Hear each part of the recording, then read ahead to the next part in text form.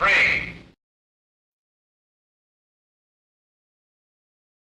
Everything's working wrong. Do it. Do it. What are the humans doing? No James Bond nonsense. Subversion is the term, if you look in a dictionary or criminal code, is explained as an activity to destroy. Do you think you're ready? Can you handle the truth? Or are you in denial and demanding more proof?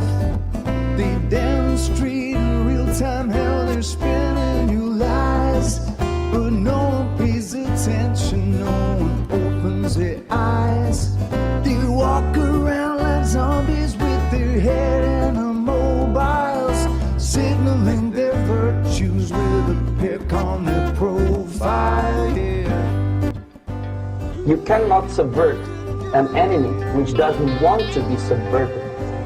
Starting from Hollywood movie makers to professors of political science, the rest, 85%, is always subversion. But according to the law and law enforcement systems of the Western civilization, it's not a crime. The United States is a receptive target of subversion. They fabricate our problems and pretend to provide the best solution, but we all know they lied. They lied about the weapons and they lied about health. They lied about the fact that they're transferring the wealth. You should really notice how they're pushing the fear. Keep everybody terrified and not thinking clear. Yeah. Things like religion, government system, political, economical system of a country. Manipulation of terms. We think that subverter is a person who is going to blow up our beautiful bridges. Subverter is a student who comes for exchange, a diplomat, an actor, an artist, a journalist like myself. And easily observable if you give yourself time and trouble to observe it. Said, do you think you're ready? Can you handle the truth? Or are you in denial and demanding more proof?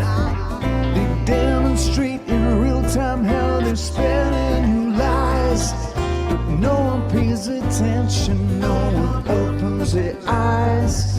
They walk around like zombies with their head in the mobiles, signaling their virtues with a pick on their profile. Logic means always a destructive, aggressive activity aimed to destroy the country, nation, or geographical area of your enemy. Good evening, ladies and gentlemen. Don't mind her. She doesn't know she's live yet. So how are we doing this evening? I gotcha. I know. I was like, I'm just going to sit backstage and do my thing. Oh, we're live. You're lucky I didn't have you up as the primary because I thought about it. I seriously did. Oh, you had been a minute since I looked up. Hello, Smoking Auditors. Yeah. Hey, there's that cutie. You know, Oh, so you know what the show's about? Did you even check? I seen. You're the best. I asked you about it earlier.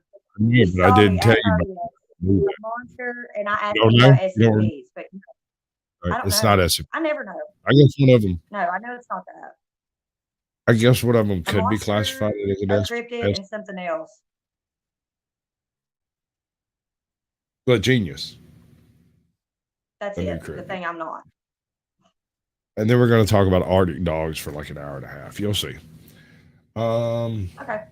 It's not too terrible. It's not bad. All right. So to begin with, we're going to discuss these here certified geniuses that are being interrogated by one Stay Awake Crime and Psychology, which is, of course, a JCS inspired type doohickey. So you're not going to be expecting a whole lot of like breadth here. It's going to be just like all the rest because That's what it is.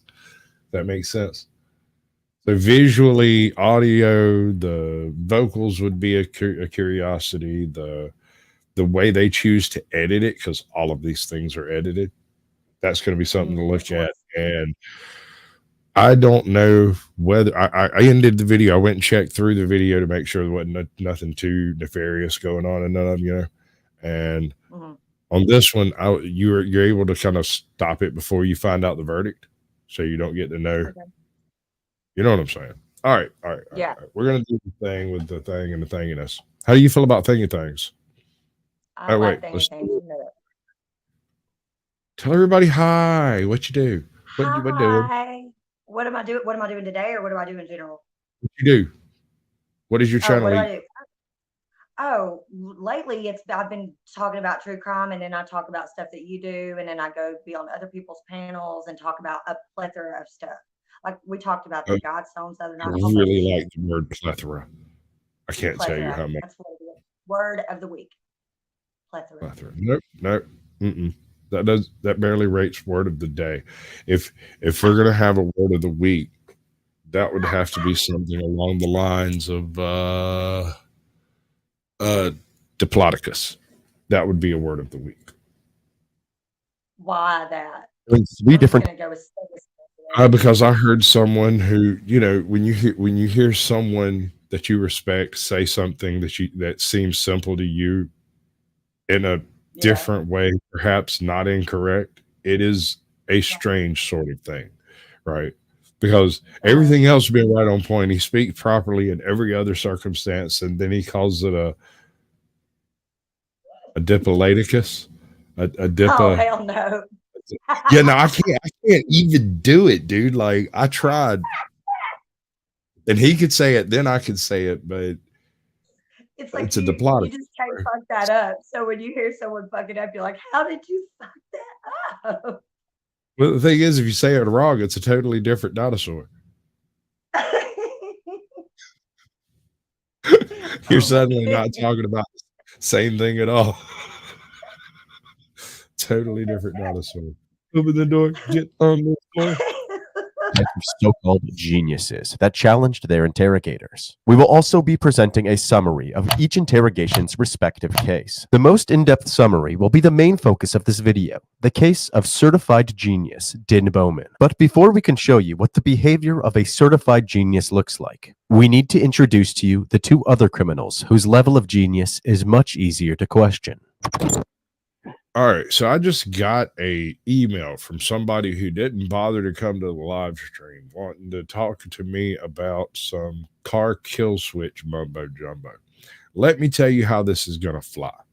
The very, very first time a senator or governor or somebody like that's riding along and they shit gets turned off, that's going to fly right out the window.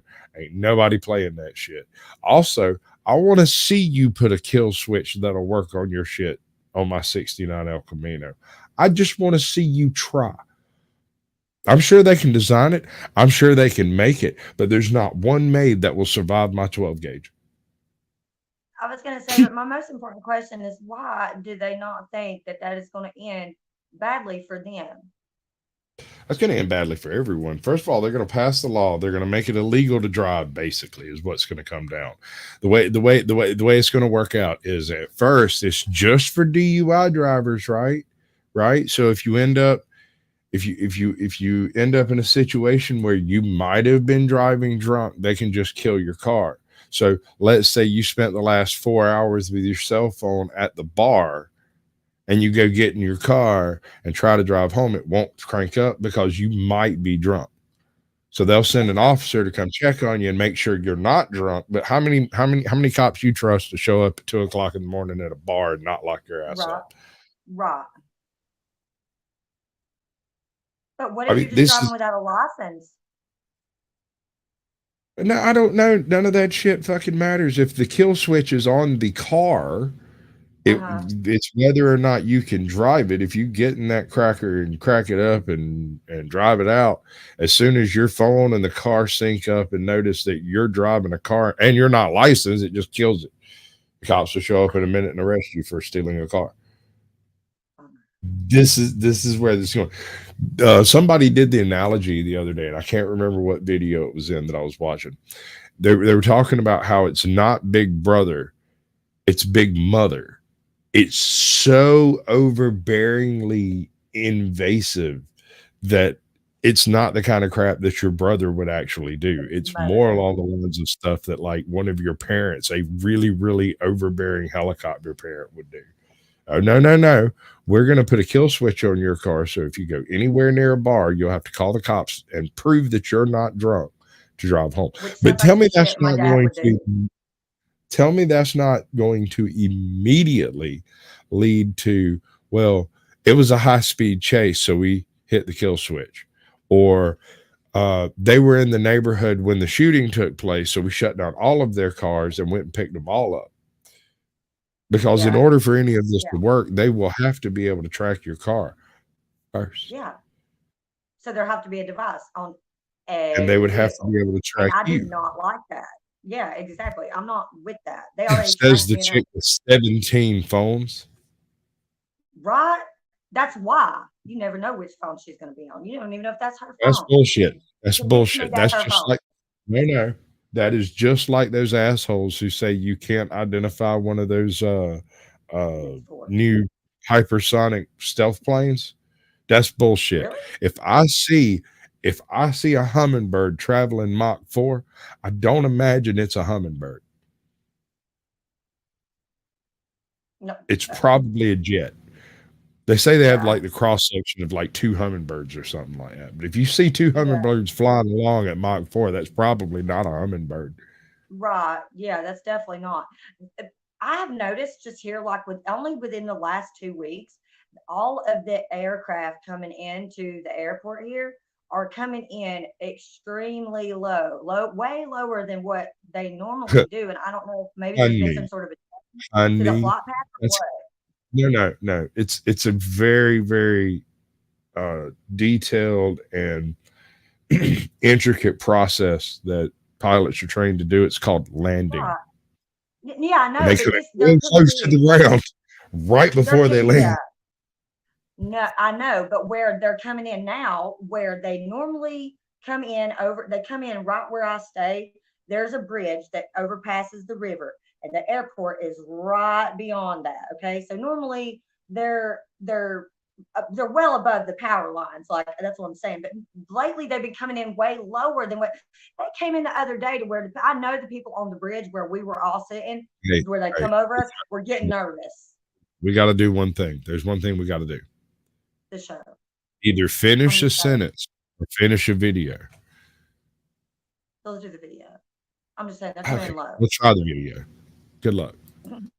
But if I'm chipping away at that timeline, right, it can be exculpatory for you, meaning that it excludes you as a suspect. Hey, Snark. I know, my vernacular is very good.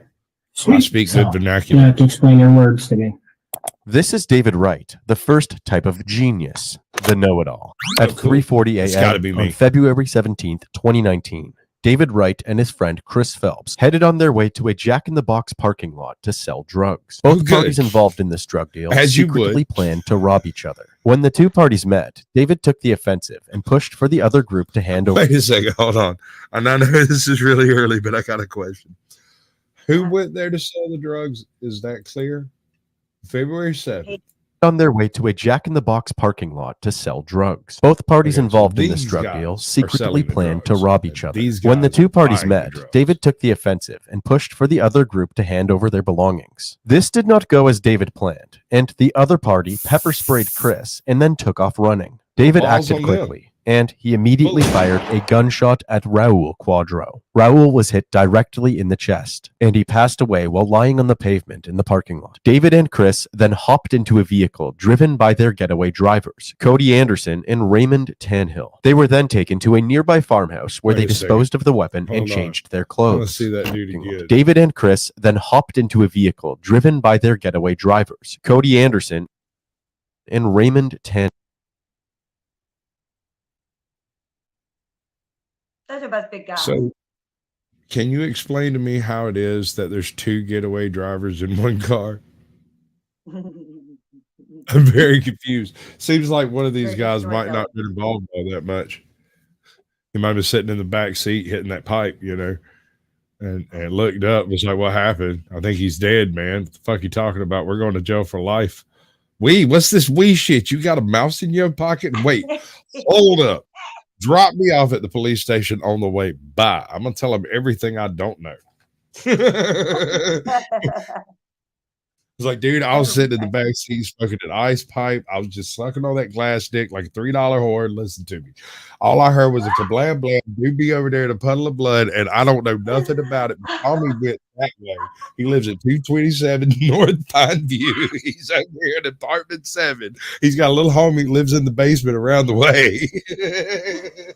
They was all there. His phone number real quick. Let me just get that. Yeah, this is his DBS. This is his LinkedIn. This is his Instagram. Matter of fact, he just posted with you look where he's in with the gun right now, with the gun still in his hand, trying to be gay. Oh yeah. I'd like to have a lawyer, but listen, while we're waiting on him to show up. That's what I would have said. But for any of that, I would be like, yes, I'm gonna need a lawyer. And then when he gets here, then we can talk. It's this dude. It's this dude that I'm worried about. He looks like a snitcher. He also looks like he might snap in a way like this dude seems like he might be composed, the one over there in the blue t-shirt, but guy over here with the missing tie, he might choke you with his tie. When you're not looking. Hold on, he has an actual mugshot. So he's actually been through the system, right? Homie over here looked like he might not have ever seen a system. Oh my goodness. It's so sad though. They were then taken to a nearby farmhouse where they disposed of the weapon and changed their clothes.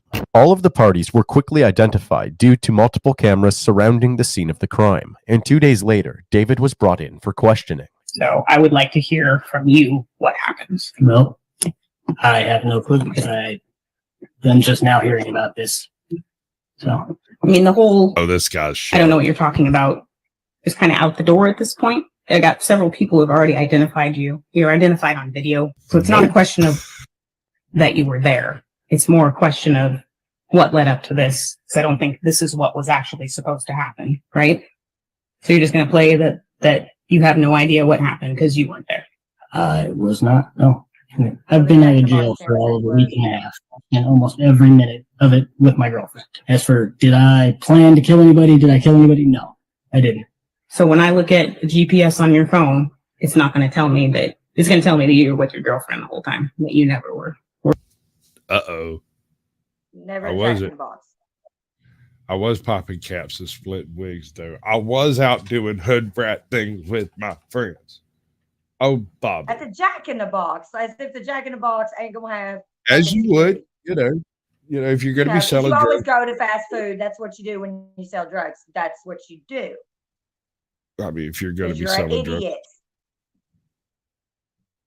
If you're going to be selling drugs at 2 a.m, I don't advise you to do it in a Jack in the Box. That is far too Aren't they flashy. And closed? you're just going to jump the place up. If you're intelligent, just go drink coffee at the Waffle House and wait for the money to come in. It just comes rolling. That allegedly. He would We're know. over at Jack. You should. And the only reason you might tell me Hey, that is because Tiffany's maybe you didn't Epiphany. take your Welcome phone. in, girl. Or maybe Snarkus somebody Sass, else good to had see my you. phone. It's been known to happen quite often, actually. My phone has been, I left it in one person's car, and it took me a day and a half to get it back. When was that? That was earlier in the week. That was between 2:14 and 2:45 on Tuesday the 14th, exactly when homie got shot. I was not in that car. My phone was, not me. My phone was Not in that car. I left it. It's the craziest shit. Never left my phone in a motherfucker's car before. That night, I happened to leave my phone in the car at For 2:50. exactly 47 minutes, the entire length of that one trip. In fact, brought I it wasn't even back. in the state. They mailed I've it. got a line prepared. Hold on. I've got a line prepared for that. I really do. I think it comes from an old Wyclef tune or possibly Warren G. I can't remember. But It's no, it couldn't be. I was at the Grammys with Brandy. Didn't you see me on TV? It wasn't me at all, bro. I got national syndication saying I was live. Wasn't me. I was not in the bank. I was not in the bar. I was not in that place. It was not me. And then I let somebody use my phone. They were supposed to just go to 7-Eleven to go meet somebody that was selling something to an offer up. Mhm. And they had apparently 7 or 8 things that they had to do between then and when they got back to the house. So what day was that? I don't remember. And who was that? That was a guy that goes by Memphis. It's a nickname. I think his first name's Joe. Black guy. The problem with Memphis. David's overly confident attitude is that he seems to have gone into this with no foresight or strategy. He constantly All right, so look at his body language of how he's sitting there with his hands locked together like this. That is him trying not to speak with his hands, but then while he's actually talking, he bumps his hands like this, meaning that he knows stuff that he really wants to tell someone, but I can't, and so I must hold it in. And this is his conscious reminder to not release specifically this information. However, he's so smart, he's just going to sit here and talk rings around these folks, right? Right, because he's a genius. He's a genius. Strategy. Genius. realizes that what he is saying could come back later to bite him. He changes his story in the Hello, moment Dennis. and then tries to play it off cool. But these story changes add up, and it only makes it more clear that David has no solid alibi. You know that we have all your co-suspects under arrest. All I want from you is a reason. I understand what happened. I just need to know why. All right. So let's say I Really, was the dude? guy sitting in the back seat, right? I'm over there sucking on that glass dick, getting that high on, waiting for them to show up with the rest of the gang so we can go out and rob a fucking convenience store or something. I don't know. We're there, right? This is what's happened. This event is taking place. When after everybody gets locked up, they're all in the pen and they come get me. There's two ways this can go. I'm in a really, really small town. So there's a halfway decent chance that I run into my sheriff before I run into any of the random cops, right? Because they might not recognize me of where it's he certainly will. So it's possible that I might actually get me a chicken dinner out of getting arrested under those cases, you know, because small town, we're gonna stop by the country buffet, pick us up a 2-piece in a bucket, some of them slaw dogs. It'd be good, right? I mean, might as well feed me before you take me to jail. I'm not getting out. Right. Right. The only person I know you have under arrest is Chris. Okay. We have Cody under arrest, and we have Tannehill. What's his name? Ray. Ray. He's in custody as well. Chris is under arrest because we viewed messages on the phones that organized picking you up. Those same messages from you to Cody. We have them on their phone. We've already viewed them. We have the Facebook communications between Chris and Brianna. You know, can't threaten me with jamming her up. It's not a threat, man. I'm just telling you how it plays out. Like, I'm going to go talk to her, and she's going to be dumb enough to lie for you when I got video evidence that you weren't with her. I don't. Oh, bro, don't do that to me. That shit sounds so good. I want some fucking pizza now. I got all the doings for burritos, but I was so nervous before the show I couldn't make the burritos, so I haven't eaten the burritos, and I need to make the burritos before I can eat the burritos, and I don't want to cook when I get done with the show. I mean, I'd rather just sit here and bullshit with folks. It takes 45 minutes, and that totally kills the After Dark. Yeah. But if you're hungry, you're hungry. You gotta eat. You lucky bastard meat lovers pizza. Tiramisu. There. Oh, that's the second time I've heard that tonight. You know, pizza is one of the unique foods. There are very few foods. Burritos is burrito / taco is the other one. Every culture in history who ever encountered a pizza immediately went, bread with all our stuff on it? Oh, that's great. Hey, Joe, let's put some bread with all our stuff on it, right? And then pizza sauce. Put some. So there's Korean spaghetti sauce. pizza. Well, no, not necessarily. That's the thing is some cultures don't like spaghetti sauce. And so if you go to Korea, you get something along the lines of soy barbecue with with like pork and shredded. Like it's different, but it's still by definition a pizza. If you go to the Amazon and you float your happy ass as far up that fucker as you want to and go find some deep, dark Amazonian tribe that's only met 4 white guys, one of them will have been Italian and they will be making a pizza. It might be made of rats and monkeys and shit. They will be putting stuff on the bread and baking it because it is genius. Yeah. What's up, In Reaper? India, Good there's to some see you, kind Graham. of dish that they make chickpeas and it's got some kind of sauce with it that you like, and you have to make it All right. yourself or whatever. It's so good. Chickpeas. We're back at that place where we're not finishing sentences again. Yes, we are. So do we finish the sentence or do we finish the video? No, the video. You started Okay. it. I do that. That's my purpose. I don't think you were a stone cold killer. I don't.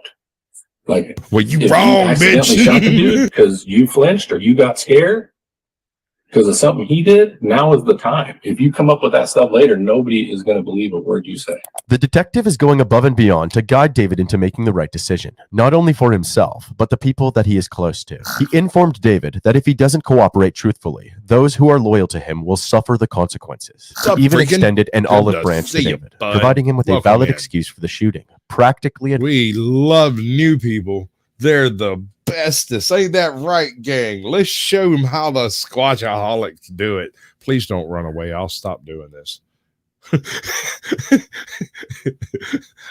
I'm not really from Blues Cruise. cry. Bloop, bloop, blub, blub, blub, blub. Rubber baby buggy bumpers. Am I having a stroke?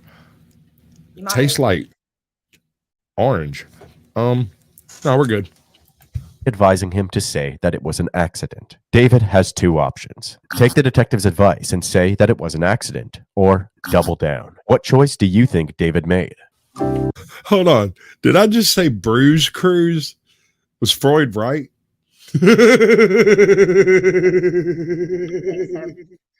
That's not You know I'm good. clipping that tomorrow. It's a clue. I think he's guilty. I need my handy dandy notebook. Go get your handy dandy notebook. It's always right beside me. Oh, there you go, girl. Remember to take notes, because if not, we'll never look at them again. No, I do look at my notes. Oh, yes. Plus my court papers in there.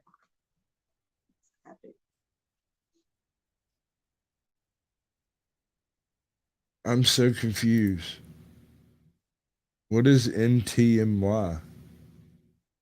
Don't understand. What does it mean? No, I'll Don't figure it out. know. So weird. It's very nice to meet you too, bud. By the way, we're going to deny because what is a system without some denial? How the fuck would somebody accidentally shoot somebody? David is clearly driven by one thing, his ego. He would rather dig himself a deeper hole than admit that somebody else is smarter than him. For the rest of this interrogation, he does just that. Just because I met up with somebody doesn't mean that I went with them to go do something. People buy guns for all sorts of reasons, man. Yeah, but in this instance, there was a murder. So you Oh, clearly. it's nice to meet you. have a Gotcha. genuine I'm such a distrust of moron. the I'm police. so sorry, dude. Like, I Is that fair know. to say? I know. They distrust almost everybody. I ain't Good shooting job, nobody. mate. He should put himself around better people. Okay. Then you. You know he's going to read this, right? I mean, he's going to have disclosure. It's fine. It's on tape, man. There ain't no secret. Like, Dude, I've got to walk my dog. Of course I leave the house. Periodic. okay. Well, that's not home. Did you lie to me? I don't even get a smile out of that one. I didn't get you on that one. I feel like I got you now. Then doesn't seem like a big deal to me where I go. Okay, unless you're being charged with murder. Oh, yeah, That there's is a big that. deal, right? Yeah, but if I don't pay attention to and keep track of these things, how the fuck am I going to tell you where I was? Wait a second. I don't like his I fucking have no idea attitude. where I was between the hours of Tuesday and last Thursday. No clue. Couldn't tell you. Nope. The only thing I can tell you is what I specifically was not doing. Wasn't shooting nobody. I know that's why I don't own guns. So they'll never be able to be like, yeah, I don't. I don't own a gun. There's a reason why, because they ain't gonna try to trap me up with no bullshit. I'm like, no, It's like, I'm Mama say I can't go down this street. Street lights is on. I need to go home. damn right. Straight up. Lying to you then, because I don't know exactly when I was there. Well, you could at least try. Yeah, I would try. If it can rule you out as a suspect in a homicide, I would try. The fact that you're talking to me like I'm a child. I'm not talking to you like a child. How did I talk to you like a child? Tell me when. I think you have to explain a word that you're using to me. Most people don't know what that word means. I Most people are apologize. fucking idiots. Okay, you can pretend you're getting upset about it, but you're really not. No, what I'm getting upset All right, so this brought me to mind of something I heard the other day. Did you know that half the drivers in the world drive worse than the average driver? What do you? I don't understand. Half the drivers in the world, licensed or unlicensed, either does not matter, drive worse than the average driver. That's a glass type. That's a glass kind of view. Yeah, that's a weird. Yeah, that's a weird. I was like, okay, that's kind of like whatever. Don't get me started. We're not talking about the driving shit. Bro, promise me, tell me that you have some tater chips for us. I got some Cheez-Its. What? You don't have none? That ain't gonna work. My sugar's a little dry to be eating chips tonight. I hear you, bud. You know what we're looking at? I've seen this before. Yeah. I kind of dig it because it's kind of funny to me. It made me go, ha, ha, ha. Right. 50% of the drivers on the road drive worse than the average driver. That is true. Yeah. I don't understand road rage. Do y'all experience road rage? Fuck yes. Are you serious? Yeah, I can't admit I just had this today. Just happened today. No. How can you experience road rage when you're not even a licensed driver? Okay, well, let me explain. Today, we were in the car. I was in the passenger seat, and we're sitting at a red light. This chick in front of us does not realize the light to turn green. I was pissed. Right? We had to sit there. No. Okay, well, sometimes you gotta set traffic. I assume everyone else on earth is an idiot and they're going to do the most dumbest thing you could possibly think of all the freaking time. And so when they don't, I'm just pleasantly surprised. That's a good way to look at it. Let me tell you, the drivers around here. So you're saying I should have sat there? You got a good guess on it. If you just assume they're going to do the worst thing possible, that's probably what's going to happen in Atlanta. You know what pisses me off is that you get these people that think they're being polite by letting you go first, but all they're doing is backing up traffic because everyone has to follow the rules of the road. And, this guy is doing something awkward. So you're thinking, what the hell is this guy doing? Is he a masochist or is he trying to let me go? When they have the right of way and they don't take it. Yeah. Oh my God. More traffic. The one rear end accident I was in where I hit somebody was because they went far enough that I felt like they committed and they stopped. They were like part of the way in the other lane, like they should have gone. They had the time to go, and then they're like, oh, no, and they just stopped. And since they were committed, I'm committed to going through the intersection too because we were moving at a speed. And home chick didn't get entirely out of it. It just did not work out for me very well. Wasn't pleased. What's been going on with you, Em? Huh? What's been going on with you? What? Nothing. Except the road rage today. You do something special? No. I could have sworn you did something special recently. I did like a 12-hour stream the other night over at Flow State. Yeah, but that's because he passed out. I come in backstage for a little while. Yeah, I fell asleep. Were you dressed the up? whole effing stream. Not for Halloween. I might have. I don't think so. You were a Oh witch. no, I was terrible Good point. today. Yeah.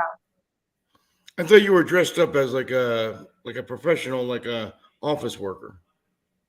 No, that would not. No. No. Unless you're talking about that ensemble I was wearing on the Halloween stream, which is literally a tank top and a cardigan, and that's it. I'm such a basic bitch most of the time when it comes to my clothes. How do you feel about pumpkin spice? What do you mean? Like the scent, or like coffee or cake, or all of the It above? acts like heroin. Bad. I don't drink the lattes. I do like the pumpkin spice cake donut that Krispy Kreme has, and these little iced pumpkin flavored cakes that is at the grocery store. How Those about are a really pumpkin spice latte? good. Not well. I No? can't say because I don't think I've actually ever had one. Oh, so you can't possibly be a basic bitch. That's an uppity bitch kind of thing. Basic bitches can't afford that. Are you serious? No, it's a frappe. Are you? I'm ordering You're for the dollar going to get a menu. frappe. Are you? Yes, thank you. Are you kidding me? Like, come on. You know, that's how you know I am feeling good and trying to or I got extra money if you see me in the Starbucks line. Extra money. I've never understood that statement. What the hell is an extra money? I've never seen an extra money.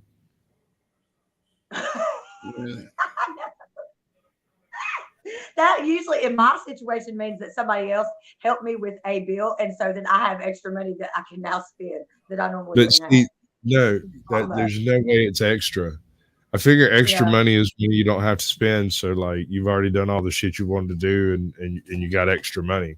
It's not money that you have left over after you've accomplished the bare minimum for fucking survival.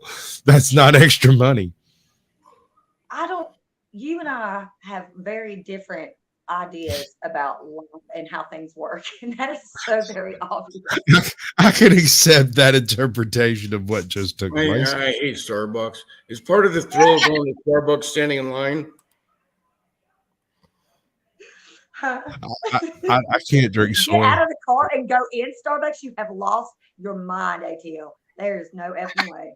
It's bad enough to sit in the drive-thru of a Starbucks, let alone get out and go into one of them motherfuckers. You could buy the cheapest coffee in the world, burn it, and it will taste like every cup of Starbucks coffee.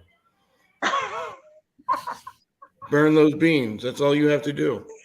You know what though? I drink the hell out of gel coffee, and I'll drink it black. But there is none other coffee that I'll drink like that. I can't, but I will. The instant coffee that's gel because it's actually good for some reason. I don't know what that's about. It sounds like a lot of back talk right there. Mm-hmm. I was actually waiting for that, folks. I saw that one coming. I almost said something about it before it went down, but I just leaned back and leaned into it. What's up, Johnny? You would think you know me by now. I don't know why you act like this is a surprise to you. It's me. That you walk straight into it? No, that's not surprising. That he let you? That's or also that he is surprised by my behavior. Like, hello, it's Emma. What the surprise? I'm outraged. You got to be careful, you know. I mean, some women, have had a hard time, so you can't really tease them that much, you know. So you gotta have to watch out. I do still catch myself being so slow sometimes. Like, damn, Emma, you're a whole dumbass. I wish I could get rid of my filter. Wait. A lot more people would hate me. I gotta ask: are you a whole dumbass or a dumb asshole? Sometimes both. I can be a dumb asshole. I think it's good that I can admit that. It's not very often, but there's sometimes where I'll look back on some shit and I'll be like, damn, dumbass. And you was acting stupid. You know what? Sometimes you should just shut your mouth. But well, it's a third, isn't it? It's about a third. What? A third of the time? The size of a woman's brain is about a third smaller. I don't think so. Where are y'all getting your data? What? Science. I'm looking at you. Y'all think that is bullshit right there. That is ridiculousness. I'm about to ask my friend. He's going to get y'all because he's a he. That's bullshit. I have to No, say I that. have actually weighed them myself. All right. Hold on, M. You remember the guy that you sent me the email about with the serial killer following his channel or whatever? ATL is in Atlanta, and he weighs brains of women. Mm. Yeah, that's No, really, not creepy honestly. at all. Look, I'm a lab technician. Why It was part of my what- job. To weigh brains? Well, all the Okay, organs, well, not just the brain. I hope Hold that on a somebody second. leaves Stop. because my I don't brain's know. big. Bro, What? did I see you on an episode of ER? I swear to Probably. God, I saw you on an episode of ER. I almost mentioned it I before love one. ER. Maybe that's why I feel like it because I've watched every episode of ER ever. And you do look familiar, and I've always thought that. Don't be Did you bullshitting do us some here, 'cause we'll stupid training video or some shit? I had this vague image in my head of like, I don't know how to explain it. I have no fucking clue. I should probably do more drugs. But no, when I worked in a lab, the doctor used to have the assignment. And then we used to go downstairs, get the bodies out. The doc would come in and do the initial exam, and then do the vivisection, the big cut in the center. And then I'd have to take out all the organs and weigh them up, and then display them for him to come in. Then he'd have to inspect them, do his thing. But Hello, yeah, did that a lot. And I often notice that a woman's brain is significantly smaller. Is it smoother? I gotta know. And it's more irritating when you touch it. Can I? I wonder if there's a difference in like, this would be something this kind of weird stuff I think about. Like, I would be curious to know over a period of time if the shape of the brain changes. Old, bro. It does. After Old. people like no, in cases where like in transgender people, when they, you know how they take testosterone or the hormones and it'll literally change the shape of their face and stuff like that. So I was just wondering if it actually Oh changed yeah, no, the not shape that of their part. brain and stuff too. That's weird. No, if you, the more you read, the Or, more you know what I ridges mean? you get. The more you read, Yeah. I bet my brain is ridgy as can. Oh my god! I bet it's like Ads not don't as- count. 100%. The more that you read, the more ridges you get in your brain. YouTube read- thumbnails have a different response to brain cells. They smooth I out read a those lot. ridges. Kind of. Right Yeah, off. the computer TV stops. What is it? The beta or the delta waves? Something like that. Completely It's knocks them out. sleep. Yeah. Yeah, I didn't know that. You're not. Yeah. Okay, They're but about- here's an observation, and Oh. it challenges that concept. Hold on. There is biochemically no difference between encountering a threat in your sleep, say a lion, a tiger, or a bear, encountering this creature in your dream versus encountering it in real life. Biochemically, you go through the same biochemical changes in your sleep that you would go through in life. The difference is magnitude. Your brain has trained yourself not to respond heavily to dreams, so you still have a dopamine dump, an adrenaline dump, serotonin dump. You go into the full flight or fight response, but you don't ever actually manifest the threat. You know what I'm saying? That's a dream. We know what that is. Yeah, but I Shadow can see Hawk, that you welcome in. biochemically respond the same to things. Like I had a dream the other night that I broke my phone, the one that doesn't have a crack in the screen.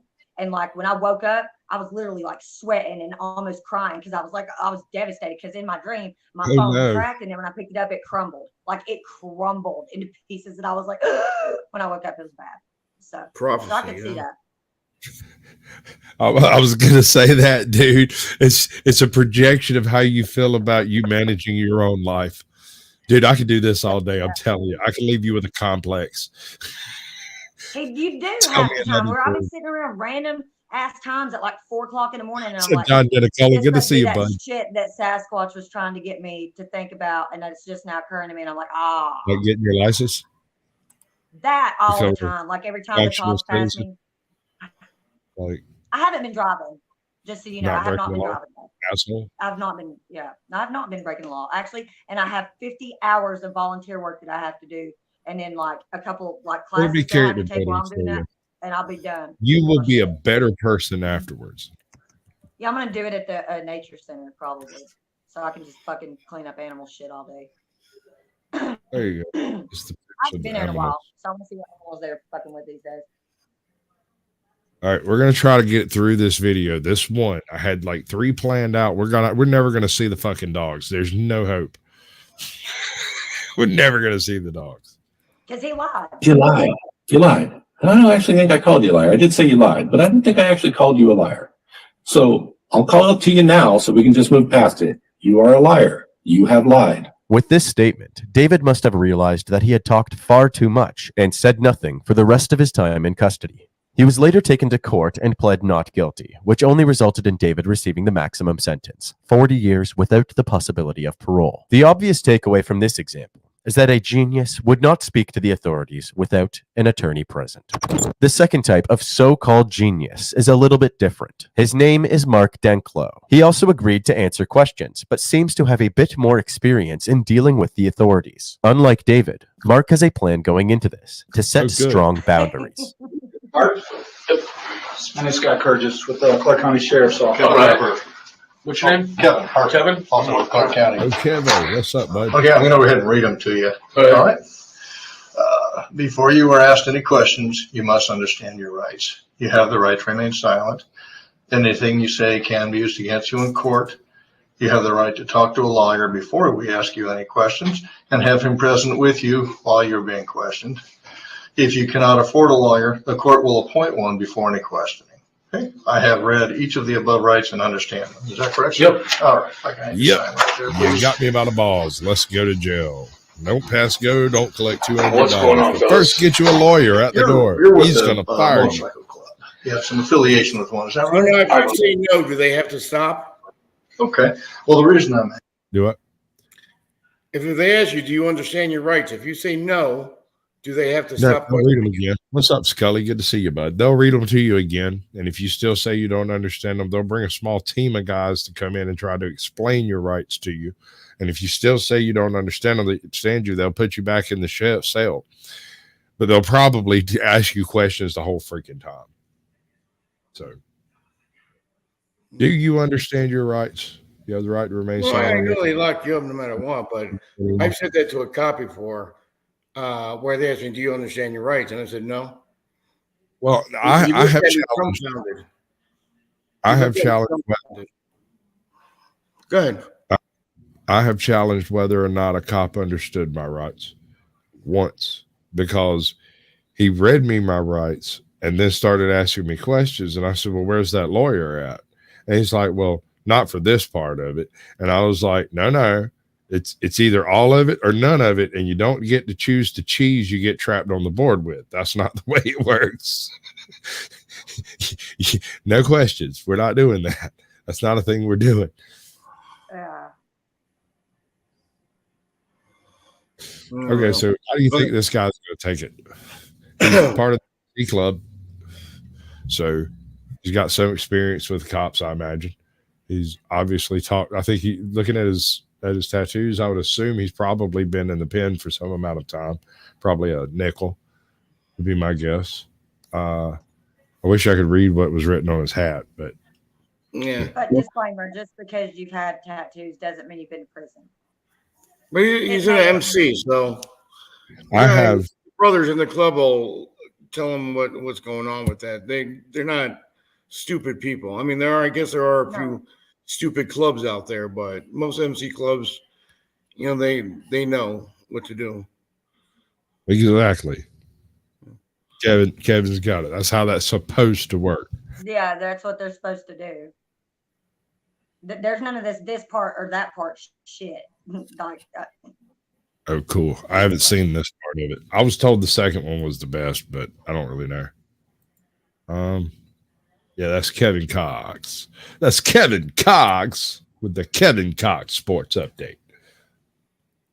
Asking, is it a few months back, a gentleman named Jeff Sudan, you know him? He threw your name out in conjunction with kind of a repossession of a car, or a collection of a car. Does that sound familiar to you? No, Jeff Sudan almost might. I'm not sure about that. It seems like Sudan rings a bell somewhere, but no collections of a car. No, I don't know what you're talking about. The officers spend the next few moments trying to get general information about Mark and his partner, Nicole. Okay, so this last time, how long is she? So there's my background. That's it on Nicole. What else you want to know? Okay. Is Nicole the... There's a solid slamming door at the end of the information occurring in that direction. Now ask me different questions, different shit that aren't her, because we're done with that. Yeah, That's he was real quick. So that's also yeah, the technical issues are all part of the show. This is some kind of a weird interaction between StreamYards and YouTube. Watch. The problem here, I mean, I know that she's had the cops over a few times. Okay. And she's had problems with the hospital and her. Tell me about the hospital. Well, if you don't know about it, then that's not what you're talking to me about. You'd already, do you know what I'm talking about? Is that what this is about? No. Is it about the other night? It does involve Nicole. So Okay. I don't know what the hospital thing is, so if that's not part of Nicole's issues, then Okay. so Nicole had a. I'm not going to answer any more questions about Nicole. Okay. I don't have any more answers for you until I find out what you're talking about. If you don't want to tell me what the heck I'm doing here, say so. Because I'm not going to sit here and give you a bunch of my background so you can play the game you're playing. To answer Mark's question, he was brought in due to the kidnapping, torture, and murder of a former member of his club, the Gypsy Jokers. Robert Huggins, or Beggar Bob, as Mark calls him, was allegedly kicked out of the gang for stealing from the club. I know exactly how you feel, Snark. I have done that, walking around like just outside the house with my earbuds playing in my ear, no idea where my freaking phone's at. I know it's over there somewhere because I lose signal if I walk away from that area. if you get too far away, then it drops. That's what mine does. So I'm like, okay, so it's got to be right in this area. Here-ish. And I It's don't usually in pull the phones out. couch. Yeah. Says the chick who doesn't trust phones. Right. Right. I really don't though. Now, in your defense, you could have been any one of 4 places, except they're all in your pocket. No, one of them I currently do not know exactly where it's at, but the other ones, I'm on one. I've got one in my hand because I'm looking at the chat, and then another one's laying beside me. So it's accurate in tracking you 3 times more accurate than one phone. Yeah, so there's one unaccounted for right now. One unaccounted for. Could be doing nefarious activity. And blaming it on heroin. As payback for being kicked out of the gang, Robert allegedly broke into Mark's home. He assaulted and tied up Mark's partner, Nicole, and proceeded to steal many of the firearms that Mark kept in the house. Robert's body was found days later, battered with lacerations across the chest, a fractured skull, and his nipples cut off. The detectives are easing into the interrogation, trying to make Mark feel safe instead of outright accusing him of murdering Beggar Bob. They are doing this by using Jeff Sudan as a cover story for why he is being questioned, and leaving out details about Beggar Bob's death in order to bring them up strategically. However, Mark is fully aware of this and is being strategic as well. He is operating under his own rules and boundaries in what he should and shouldn't talk about. He only gives the detectives small pieces of insignificant information to make it seem like he is cooperating with them. You guys are way off, man. Okay. You guys don't know. I don't know who's telling these stories, and I'm not sure who Jeff Sudan is. But I can tell you right now, nobody's ever returned a car to me from anybody ever in my life. So if we got the story wrong, can you help us out with that? Well, I'm not going to straighten your story out. No, I'm not. Not until I find out why I'm sitting here. That look familiar to you, sir? Oh, yeah. Okay. What do you know that guy by? I'm not going to answer your questions. That's a picture of Jeff Sudan. Oh, okay. I did not know that was Happy that guy's birthday, name. Snark. Oh, okay. His birthday. All right. Now I'm starting to put it Channel together. birthday? Okay. Isn't that like the third birthday you've had this year? I swear I got drunk at one of your birthdays. I got really drunk at one of your birthdays. Because you got a strike because you showed a monkey drinking and me drinking, and they gave you a strike for the monkey, but let me kill myself on camera. What? How about YouTube for you? What? Where was Okay, but I thought that those charges were dropped on him and stuff like that. Is Bagger Bob part of that? Part of her junkie friends? Bagger Bob? That ring a bell? What you're talking? Yeah, I know who that is. He's fucking the guy that got killed about a fucking year and a half ago. Okay. Yeah. Was he one of the ones who set this up with Nicole? Man, you know, you're gonna have to, if you're trying to like tie that into this or something like that, you're gonna have to talk to Nicole about that. Okay. I don't really understand why this stuff that you're talking about with this dude and the car stuff, why would that get handcuffs put on me? Well, why would those handcuffs go on me? What did I do that was illegal in any of that stuff? What did I even have to do with it? I wasn't even there for any of it. None of it. Okay. Not anything that you've talked about so far. I was a long way away from it. So why would I get handcuffs put around my fucking wrist for it? Do you suspect me of something? Well, help us get this unconfused. Because if you suspect me of doing a crime, let me know so I can get a lawyer. You know what I mean?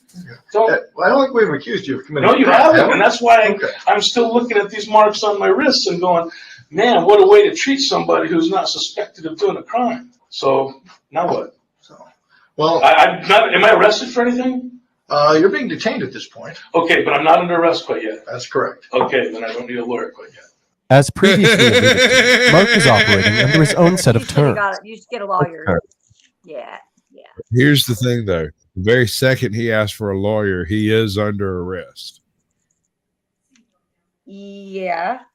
He's going to be under arrest anyway if they're detaining him, right? So, You think so? Not necessarily. They're depending on what they get out of him may determine whether or not they hold him. Because if they ain't got nothing, they can't just invent it out of. Yeah. So if he clams up and sits still, they'll have to let him go unless he states he wants a lawyer, and then he'll be under arrest because that's the only way he gets one. But he should ask him, what am I being detained for? Yeah, well, they told him murder. There's a suspicion of murder floating around, either aiding and abetting, participation, or something along those lines. Oh, see, there would be no further questioning for me. I'd be like, well, I'm going to need an attorney. Y'all ain't answer no fucking more questions. Yeah, no, it's the little room that triggers it for me. You put me in the little room. I got to go, guys. I'll talk to you later. All right, baby. I appreciate you coming by. You're real sweet looking. There's a little spoon in my bed. Yeah, keep on calling me baby now.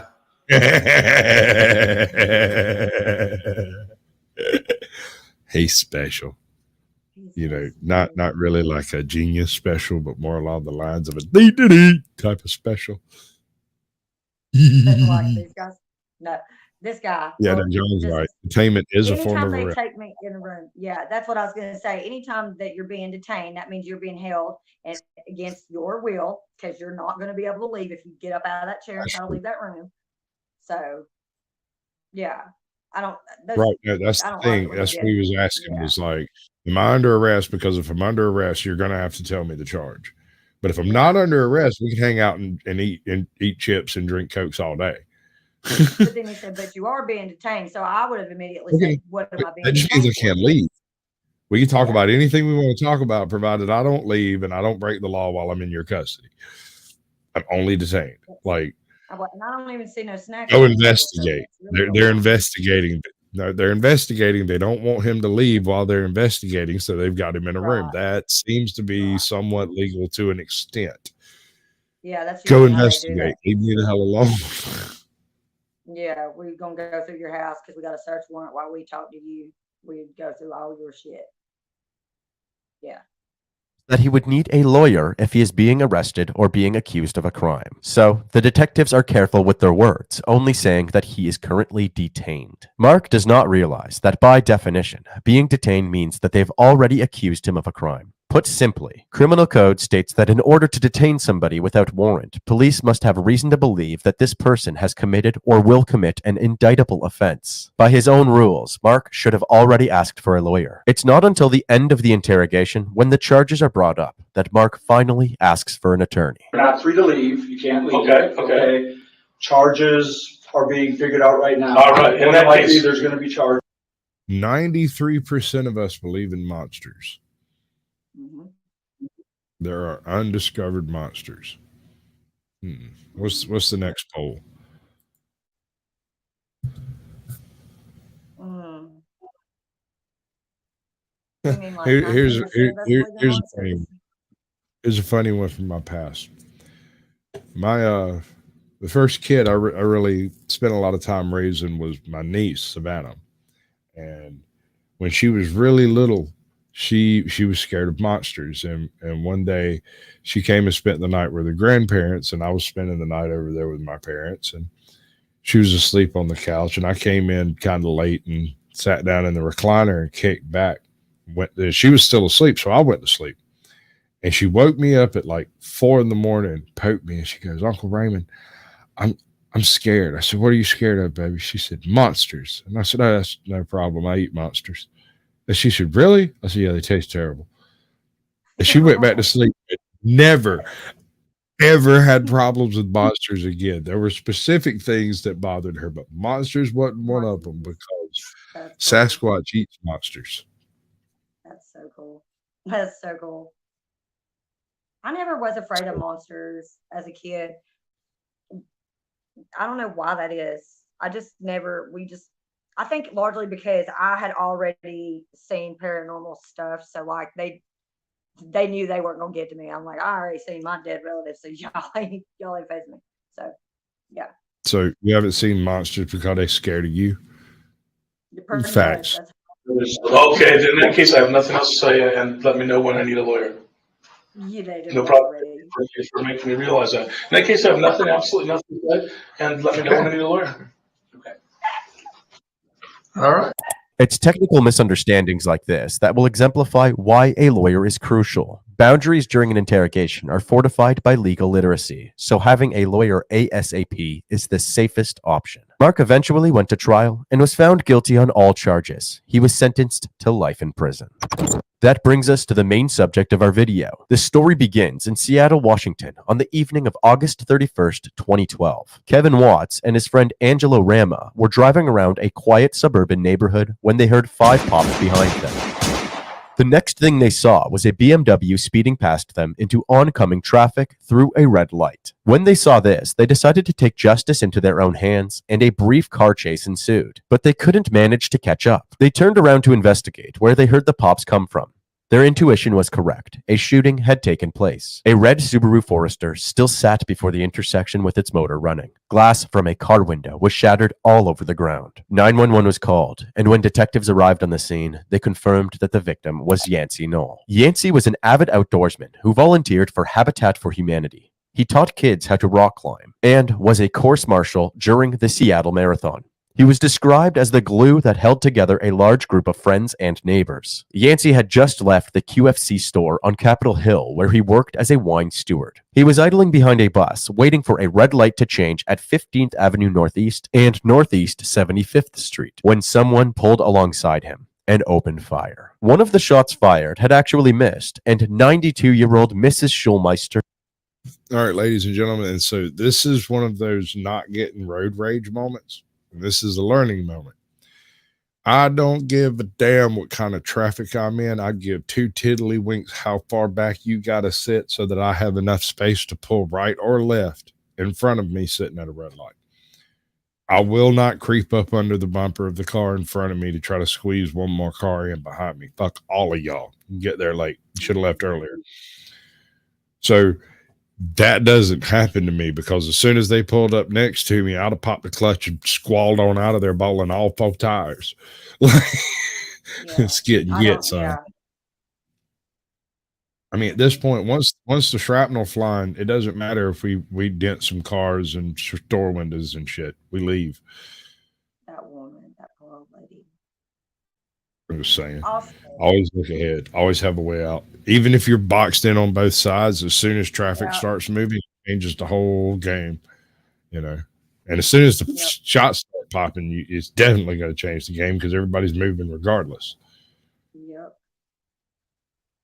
Nearly tripped on a bullet in her house. It was from a 9mm pistol. The bullet went out through the passenger side window of Yancey's car, through a fence, through a window, through a lampshade, into a hallway, and directly impacted a picture of Mrs. Schulmeister's precious kitty cat, Miss BP, before falling to the floor. The other 4 bullets had connected with Yancey, who had 4 gunshot wounds to his face and head. What made this crime scene peculiar was the shattered glass on Yancey's driver's side. It turns out that his window was rolled down and unscathed, meaning the glass was not from his vehicle. The shooter must have shot through his own passenger side window. Fortunately, Kevin and Angela were able to get a good look at the getaway vehicle as it sped past them, and detectives were able to issue a BOLO, aka a be on the lookout, notice for a silver BMW Z4 convertible with silver rims and a broken passenger side window. Additionally, since the passenger side window was shattered, Kevin Watts got a quick glimpse of the man behind the steering wheel and was able to give a detailed description of him. The police released this sketch to the public,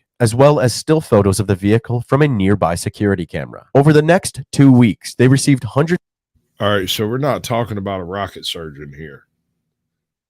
Homie's in a convertible and shot through his glass, What, yeah, he's so fucking smart. implying it was probably a stolen car. For what? Because he got held up in a lot by some other people. No. That was a hit. So it was a hit probably on the wrong person, but it was a hit. He pulled up next to him, shot this guy That's what I 4 was gonna say, times. pulled up beside him. Yeah. Stop. But I was He thinking didn't have maybe to he. stop there. He went into oncoming traffic to pull up beside him. That's terrible. That was a hit. That is Oh, a classic God, hit. Yeah. Of tips and pulled over many BMW Z4s all over the city. However, one anonymous tip in particular caught their eye. An address was provided for a man named Dinh Bowman. However, besides the description, he seemed like the least likely of potential suspects to commit such a horrific crime. Kevin, you out there popping caps and splitting wigs, bro? What you doing? What you doing, bro? What you doing? Age 13, Dinh was featured in a 1996 Seattle Times story when he was nationally ranked in fencing and already taking computer science courses at the Seattle Pacific University. By age 17, he had started his own successful robotics company, Vague Industries. He has been described by his peers as a brilliant engineer and has the certified IQ of a genius. Police set up a stakeout surrounding the Bowman residence, which was merely 10 blocks away from where Yancey Knoll was gunned down. They monitored him for a week before catching one fateful glimpse into his garage. They spotted a silver BMW Z4. They were able to obtain a search warrant for his house and car, as well as an arrest warrant. He was taken into custody and brought in for an interrogation. So you know this is a police facility and everything's being recorded, okay? I'll just let you know that. Dinh is left waiting for nearly 2 hours. This is a classic technique investigators will use to wear down the suspect before an interrogation begins. Even the most confident suspects can begin to second-guess their story when left alone in the room for prolonged periods of time. However, Dinh seems as calm and as comfortable as take ever. Notes, folks. When you're put in this position and they leave you alone in a room for 2 hours, lay your head on the table and act like you're going to go to sleep. If you can maintain absolute stillness for more than 5 minutes, they will immediately come in and start the shit they want to talk to you about. But you've got to be convincing. You've got to sell it. I'm good at Your that. life may depend upon it. It might be Bo's brother. I don't know. Enjoying his coffee and snacks, all while smirking to himself. I want He was some even bold snacks. enough to express how annoyed he was with detectives wasting his time. Were you knocking? Yes, sir. Yes. So, kind of getting a little annoyed at how long this is taking. Do I need to it has to take as long as it takes, okay? Detectives finally enter the interrogation room, but he immediately requests a lawyer. Do you want to talk to a lawyer or you want to talk to us first? Well, I guess I'd like to talk to a lawyer. Dinh is the first of the 3 subjects in this video to make the essential move of asking for an attorney, giving detectives as little information as possible. What Dinh wasn't prepared for was that the detectives already possessed enough evidence to press charges against him, long before his attorney arrived. You're going to be charged with a crime. Of what? Murder. Of what? Of who? Murder of a human being. Okay. Since Dinh provided officers with no information at all, he likely remained confident after hearing that he was being charged. Unbeknownst to Dinh, his wife Jennifer was already in another room and agreed to answer some questions. Dinh met Jennifer at an education seminar in 2007. She was a successful dentist. Okay, so right out the box, he asked for a lawyer. They immediately charge him with a crime. He is now under arrest. They don't have to put cuffs on him and shit. They can let him sit right there and stew all they want to. He's officially under arrest. The time is noted, and the clock starts ticking. They have to have a solid charge on him for murder in the next, 72 hours or so? Now, I'm assuming they've at least got, since they've got a warrant to search his house, they've probably got everything they need. Yeah, and they're getting ready to get her. And within a year, they were married and living together in their suburban Seattle home. Their friends described them as a compatible match because they were both intelligent and understood each other. They seemed to have the same understanding in the interrogation room as well. While she didn't request an attorney like Dinh did, she responded overwhelmingly with, "I'm not sure." Have you heard of any murders like within a few blocks of your house in the last few weeks? I'm not sure. You're not sure? It's a yes or no question. I'm not sure. I'm not sure. I'm not sure. I'm not sure. When the forensics team was investigating the BMW and the garage it sat in, they discovered that the dazzling silver rims had been painted black, and the smell was just additional proof it had been done recently. What about the paint smell that we're smelling in there? I'm not sure. I'm not sure. Anything that goes on in your house? This wasn't the only modification that was made to the vehicle. The couple had made multiple trips to several auto shops following Yancey's death. Yancey was killed on August 31st, and their Portland day trip was the very next day on September 1st. Their story was that they were having lunch in Portland when a thief broke into their car by shattering the window, and that is why they stopped at a window repair shop nearby. However, the receipts from Jennifer's purse proved that they had gotten the window repaired before getting food at around 7 p.m. Their next trip was 3 weeks later to a tire shop in northern Seattle. They had swapped out the expensive, practically new BMW brand tires with cheaper ones. They later found those same tires hidden away at his company's building. Why did you get new tires? I'm not sure. Were the other ones wore out? I'm not sure. What if we put you on a polygraph test today? I don't think you're going to get much out of I'm not sure on a polygraph. No, that's literally all you're going to get. I'm not sure. I'm not sure. I would laugh maniacally if they asked me if they're going to put me on a polygraph. I would probably go along with it so I could get put on the polygraph so that I could sit and play with the little needles. I would tell love them a to story. read out on that graph. Right? I'd be, dude.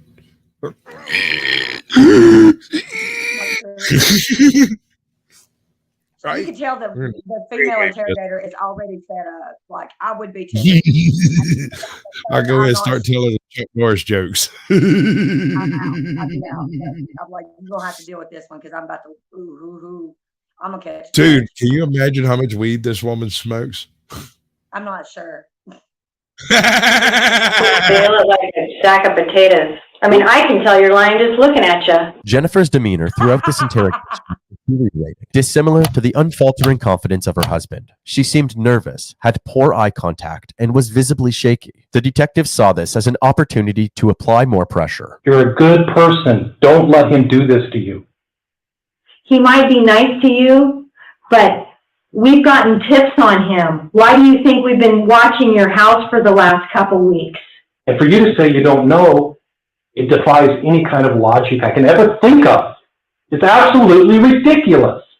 And I'm tired of you sitting there playing dumb. You're a smart woman trying to be the good wife and protecting this guy, okay? When he's out friggin' murdering people, okay? This guy died, okay? He bled all over the frickin' streets of Seattle, okay? He's dead. He's got women. He's got a girlfriend. He's got family, and they all frickin' cry every day. We've had them in this very same room. This very same room. You're gonna sit in here and protect him? That is sick. My man say he got a side chick, a wife, and a truck note, and I they're heard all that. late. I heard he's got women. He's got a wife. I was like, oh shit, homie. I don't think you mean to say that. I wasn't gonna let that one slip right by me, man. I heard that shit too. It echoed in my brain. I went, wait a second. I was like, How many oh. motherfuckers trying to kill this dude? Right? Like, hold up. I'm like, It gotta be one of him. them angry ass husbands or one of them other women. What What's up, the Dennis? hell? Yeah, no, it's all set up. We're so screwed. We're so screwed. We're all going to jail.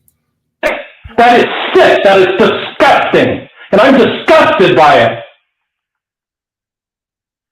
You need to grow up, lady. All right. So here's another one of those linguistic things that I'm gonna gift unto you.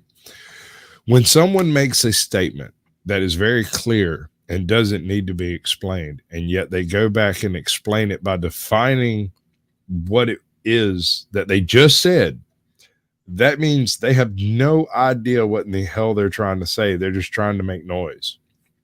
Because that is disgusting is exactly the same phrase as I am disgusted by that. There's no point in repeating yourself. Calm the fuck down. He's like, he's just trying to freak out on her and scare her. And she's literally like, He's trying to- obviously been yelled at a bunch. If she can just put on the poker face and block that bullshit out. Like, I'm not sure. Not this time. If she does, well, no, she can't testify against her husband. Yeah, she doesn't have to because they're married. Yeah. But I don't can know how willingly. far that goes. Yeah, They can't put. they can't legally compel her, but if she wanted to voluntarily testify against him, then she could. But there would be Let's send legal that to Kevin. motions Kevin, to prevent that. Kevin, from happening. wait. How does that check out, Kevin? Come back. You need to grow up. Take a stand. Cry. I feel like I'm about to. But Well, then cry and tell us the I truth. cry easily. Tell us the truth. Tell me the truth right now. I have told you the truth. We proved you wrong already. We're going to prove you wrong more. Following these interrogations, Dinh was to be held in custody until his final trial began. In the meantime, the investigation continued. They searched his computer and discovered an absurd amount of documents collected over the years, all surrounding the topic of death and murder. They also found that he was obsessed with 007 and based much of his life around that. Bond. James Bond. There were videos showcasing his stunt driving skills and footage of his marksman level accuracy in a shooting competition. There was even a video lesson on shooting through automotive glass, where the instructor essentially gives a play-by-play of what happened to Yancey. I've come into a situation where I feel threatened by somebody off to my passenger side. I recognize, I come down, I grip, I cross parallel, extend. The investigators believed that Dinh's actions were inspired by this video, and after murdering Yancey, Dinh referred to his plethora of manuals on how to get away with murder. Inside these documents are instructions on how to secretly dispose of a gun, get rid of gunshot residue, and many. All right. So I guess it's time to decide what we do. Plethora is the word of the day. I suppose it's time. I suppose it's time to decide what we do when we hear the word of the day. Do we scream and put our hands up like Pee Wee Herman? No, it seems a little overdone. Do we? Are we the knights who say "neep"? Neep. Meep. Like that. Meep. No, that doesn't seem right. I have a bell. I have literally an OG hotel bell. I need to get a horn. Look, it's one that they have in the lobby, you know, when they're not at the front desk. And you're Hold on. supposed We have a vote. Freaking says we're going to be doing it. like that, like the Pee Wee Herman. Pretty good. Yeah. No chair. I love Pee Wee Herman. More cowbell. Absolutely more cowbell. This needs more I cowbell. wish I had a cowbell, but I just have that. More cowbell. More cowbell.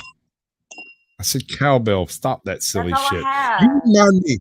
You remind me of the guy in Harlem Nights when they're all standing out there with their AKs, their Tommy guns and stuff, and that one dude with that pistol be like, "Pow, pow." Stop it.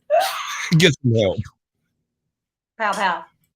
Any other steps to cover up a crime. As someone who obsessed over murder, fast cars, and sharpshooting, an opportunity presented itself on the road, and he couldn't resist the urge. What is perhaps even more twisted are the hundreds of recorded phone calls while he was in jail. He and Jennifer used pet names Bunny and Snuggles and spoke to each other in baby talk. Bunny, Bunny, how are you? I'm doing good. How's little Snuggle Cake? I just wrote you an email. Yay. I miss so many things right now. I know. I don't have a Snuggles. You don't have a Snuggle plum next to you. I'm just going to say love, love, love, love, love. Love, love, love, love, mwah, mwah, mwah. Oh, little Snuggles. I need your... All right, so all you side hustler pimps out there, I want y'all to remember this when you're talking to your girl on the phone, right? You remember this shit right here. This scene of this dude who thought himself to be a hardcore thug, popping caps and splitting wigs out through a window, right, is also over here. Bunny. He said, I'm a bunny. You're my Snugsy. Love. And you can quote me on that. That is how Emma will hang up on you and delete you from every contact file in my phone, like block. Absolutely. You're my Snugsy hug, love, love, love. You're my upper, I'm your bunsy hug, and we cuddle. Yeah. Yeah. I love you, little sweetheart bunny bun. His trial took place 2 years after Yancey's death. He was facing the charge of first-degree murder. The main highlight from this trial was Dinh Bowman's testimony. He and his defense team had a new narrative to tell the jury, one of self-defense and panic resulting in a tragic accident. Dinh claims to have cut Yancey off on Interstate 5, and after exiting the highway, he ran into him again at the red light. He claims to have been met with a slew of swear words from the man in the red Forester. Apparently, he was then struck in the head by a wine bottle. This made Dinh feel as if his life was over, and he essentially blacked out. However, there were no witnesses to back. Smoking Auditor, have we shared Freakin's link yet? Oh, we need to do. It seems interesting.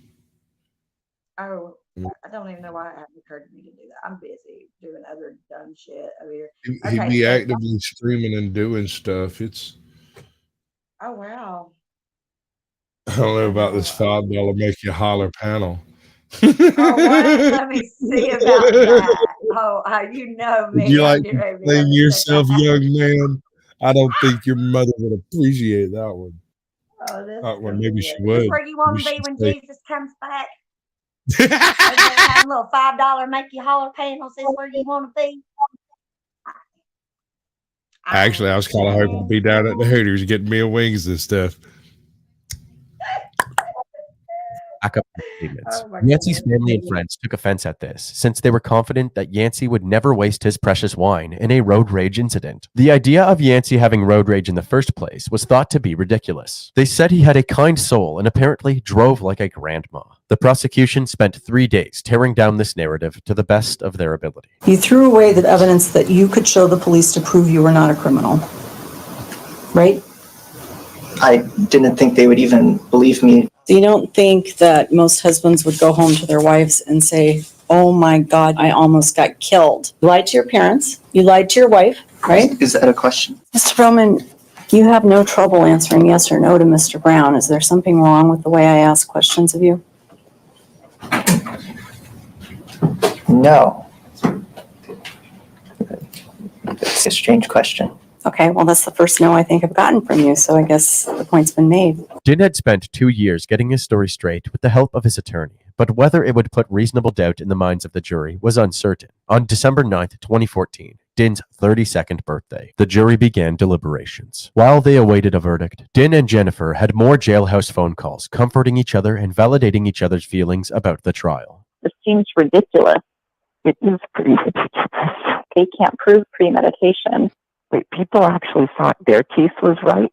Was actually legitimate? I mean, you could... All right, so that premeditation line, Premeditation is proven by the possession of the firearm you used to kill that man. The fact that you got a firearm and you put it in your car and you took it with you and then you pulled it out and shot someone says that you premeditated the action, the capability. You provided yourself with the opportunity to do it. Yeah. That's premeditation. I believe. If I'm wrong, shoot me down. Anything that the prosecutor said, I know the statement was, I know, fabricated. Here comes the fact. Yep, that's fabricated. Here comes a detail. Yep, that's inaccurate. I feel like I could be a prosecutor against myself and play a much better job of it. I know, sweetheart.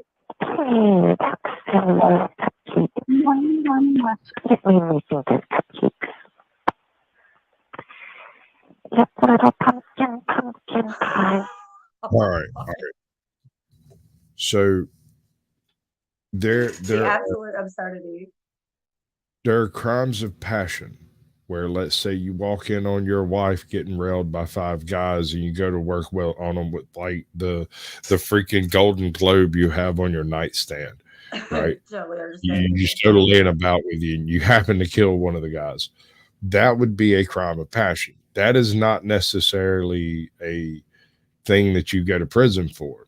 You get treatment for stuff like that because you're not an unreasonable person. You were put in an unreasonable circumstance and expected to act reasonably, and that makes no sense. Which is absurd. On the other hand, if you walk into that same room with a firearm and just lay about you with the gun, you're going to jail for life because you brought the firearm with you. If you go into that room with a pool cue that you brought from your car and do the same thing, you're going to jail for life because you plan to use that. You would have to prove that it is a weapon of convenience. You didn't have the time, that there was an amount of time in which you should have been able or would have been able to think about the action in which you were about to embark on. That's usually how they go about that in court when they try to use that as a defense. They try to say there was a reasonable amount of time for the person to stop themselves and use. That's the way. That's in the ones court cases that I've seen that used as a defense. The defense. That's what they try to. The prosecution will try to counter that with. There was a time frame in which that can be deemed a crime of passion. Well, I just don't understand road rage in the first place.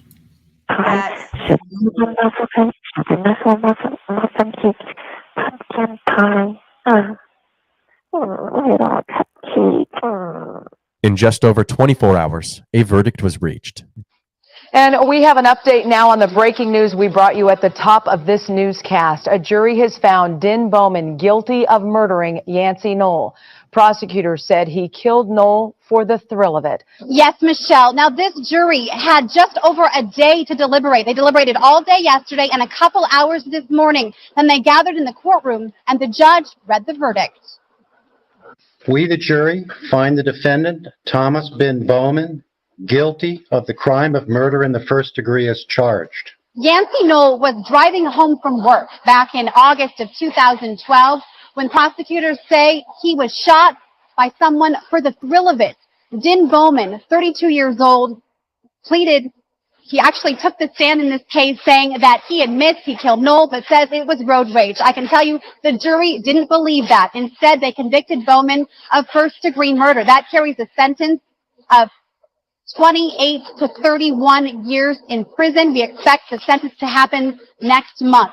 Dinh's smug look was swept away after the judge read the verdict, and his anguish only grew as his parents begged the judge for mercy. Dinh Bowman was sentenced to 29 years in prison, and just hours later, Bowman attempted to shorten his sentence, and officers found a sharp object in his cell. This attempt was unsuccessful, and he is currently serving out his sentence at the Clallam Bay Correction Center in Clallam County, Washington. What a little bitch.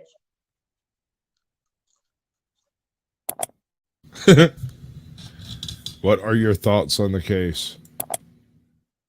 He better have a big ass dick or his mouth game better be good, because I don't understand how you're gonna let him say to you like that and him be a killer. Like, what is he bringing to the table, honey? I'm not sure. Well, he was driving a Mercedes. You remember the hot crazy matrix I showed you? Mm-hmm. Once you get X amount of money, it no longer matters how hot you are on the guy's side. I guess if you're superficial, that really does not work with me. Or if it's Tuesday. All right, so the legend of the Pope Lick monster. I'm not making it up, folks. Pope Lick monster. I guarantee you there is a place on earth called Pope Lick. Mm-hmm. Probably in Georgia. I've heard this before. Probably named by an altar boy. All right, so check this thing out. The name of this channel is Dixie After Dark, and it's all kinds of like really weird stories and tales and creepsy little thingies. And if let's see who is it? It's kind of like Hammerson Peters, but for the South. I might be subscribed to them. I was going through some videos last night of mine. I've been subscribed to the Grim Reaper show since before I ever found out about your chat. Since before we ever met. Yeah, I'll buy that. Didn't even know that. I forgot. Yeah, didn't even know that. And I you actually had gonna recorded that whole thing, me going and subscribing to his channel and somebody else's channel, and then put it in a video. And I found it the other day. That's why it pays when you have a dangerous train trestle over a small creek near Louisville, Kentucky, that has harbored a legend for decades. Some swear they have seen it. Some leave with no encounters at all. Those are the lucky ones, because some never leave at all. There's been over a dozen that have never left the area alive. Some say it's due to a creature that is half man, half goat, full evil.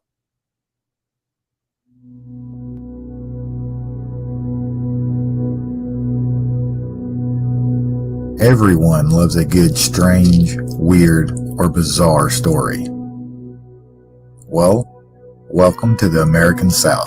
Smoking auditors cheating on me. He two-timing me. He running two chats at the same time. Really? Where dark legends and haunted history lurk around every corner. Where superstition, folklore, and a touch of backwoods magic blend with everyday culture. Some say, in order to survive. This is Dixie After Dark. He's got a good voice too. His mic's on point.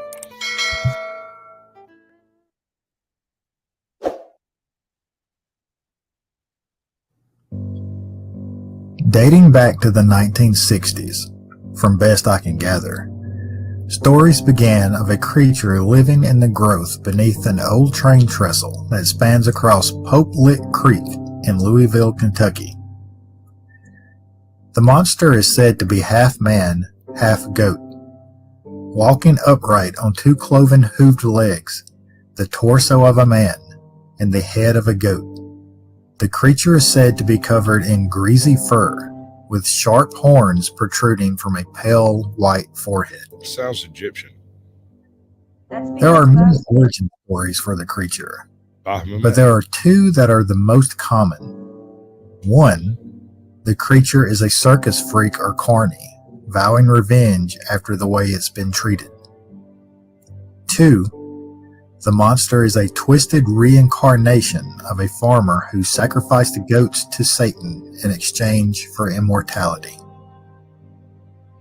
Either way, the creature is said to have the ability to lure people onto the train trestle by hypnosis, and some even say it has the uncanny ability to mimic the voice of those you trust to lure you into its clutches. Hold on. So can you imagine being like Alex Jones' side chick? You get lost in the backwoods of Kentucky, you stumble across this place, and you're walking through the woods and you hear, "Hey, honey, it's perfectly okay. Just wander on over here and I'll just take a big old bite out of that hoochie mama apple. Listen." I just don't think that would be relaxing.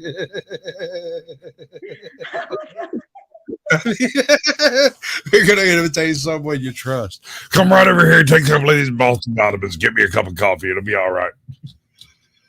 I'm not going out there in the darkness if Alex Jones might be out there. I don't even care. Come over and take a look at these frogs. Like, I don't even care. Like, I don't care. I don't give a fuck what's out there. Hell no. No. We're just gonna sit around on the log and have a conversation about them. I don't know. I'm the kind of weirdo that'd be like, dude, did you hear that? It sounded like fucking Alex Jones over there. Let's go see what's up.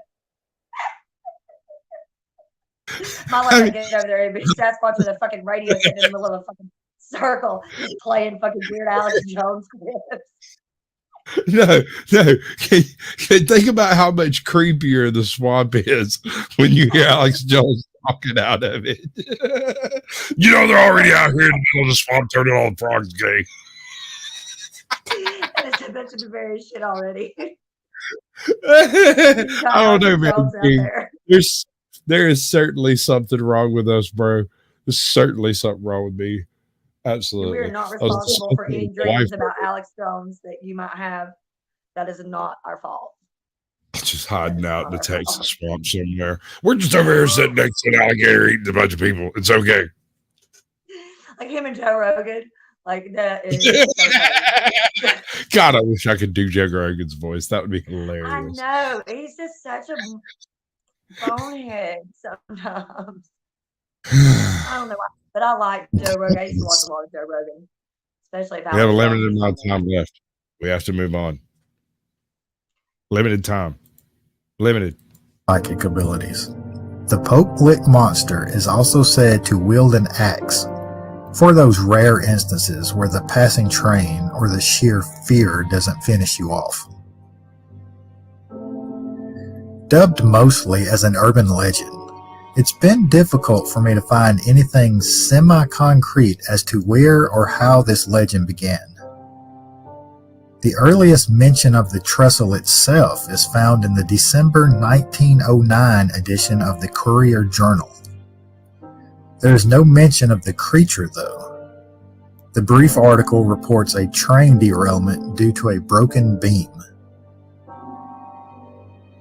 Built in the late 1800s, the trestle rises A broken beam, cut perhaps by an axe.